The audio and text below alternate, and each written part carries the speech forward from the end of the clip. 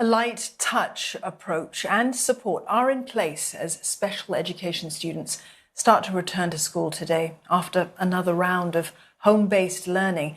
Now, this is to help students adjust as some of them need more time and understanding. Sun Wei-Lian with this report.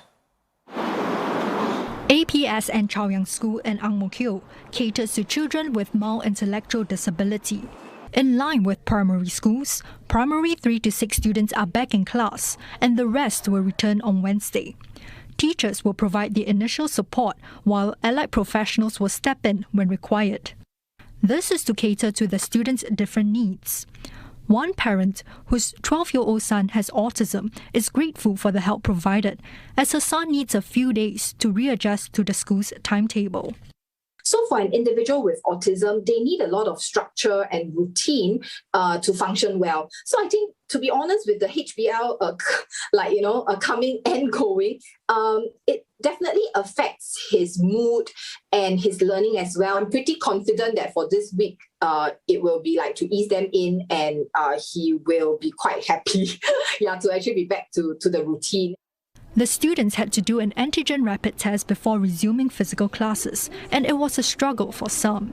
Now back in school, they may find the environment jarring initially after 2 weeks at home. Even having to wear masks again can be challenging. One thing that a lot of kids are missing, I think the outdoor, being together. I do have a parent whose child will just keep pulling down the mask, you see. So as much as we would like to have all these activities in place, but it's also a safety issue.